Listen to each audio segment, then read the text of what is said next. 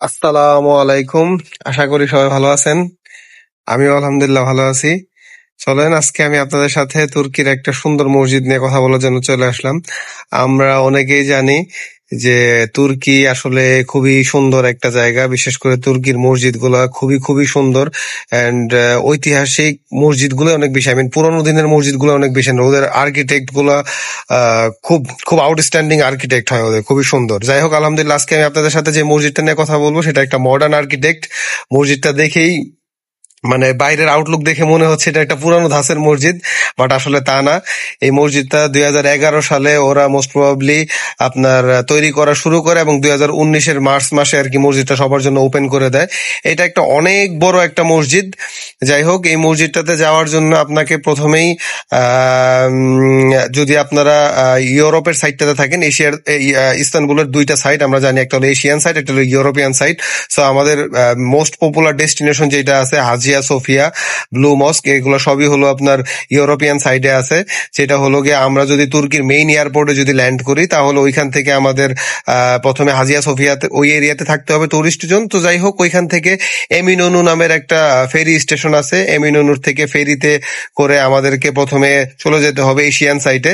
So Asian সাইটে গিয়ে যাওয়ার পরে জাস্ট মেইন রোডটা ক্রস করলেই এখানে C118 নামের একটা বাস আছে।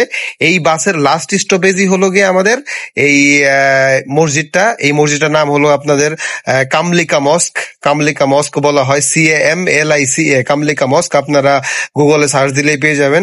তো এই মসজিদটাতে আপনারা চলে আসতে পারেন। মসজিদটা মডার্ন আর্কিটেক্টের খুব সুন্দর একটা এক্সাম্পল। এখানে আপনার লাইব্রেরি আছে, আর্ট গ্যালারি আছে, তারপরে বড় বড় কনফারেন্স হল আছে। মোট কথা মডার্ন মসজিদ গুলাতে যত ধরনের নাগরিক সুবিধাগুলো আছে সব আছে এখানে একসাথে। 63,000, 63,000 মানুষ একসাথে নামাজ পড়তে পারে। পাশাপাশি এই মসজিদটাতে অলমোস্ট আর্থকোয়াক যদি হয়, ভূমিকম্প যদি হয়, তখন 1 লাখ মানুষের জন্য এই মসজিদটাতে জায়গা করে দেওয়ার ব্যবস্থা আছে। কামলিকা হিল নামের যেই পাহাড়টা আছে সেইখানে আর কি কামলিকা এই মসজিদটা অবস্থিত।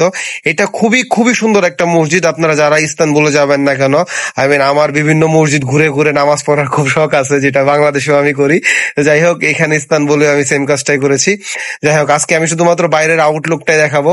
ইনশাআল্লাহ নেক্সট এপিসোডে আমি আপনাদেরকে এই মসজিদের ইন্টেরিয়রটা ঘুরে দেখাবো ইনশাআল্লাহ। টিল দেন আমার সাথে থাকবেন। আলহামদুলিল্লাহ আমি আরো সুন্দর সুন্দর জিনিস আপনাদেরকে দেখানোর চেষ্টা করব, যেটা আমি আমার চোখ দিয়ে দেখতেছি পুরো দুনিয়াতে। আমার জন্য সবাই দোয়া করবেন। আসসালামু আলাইকুম।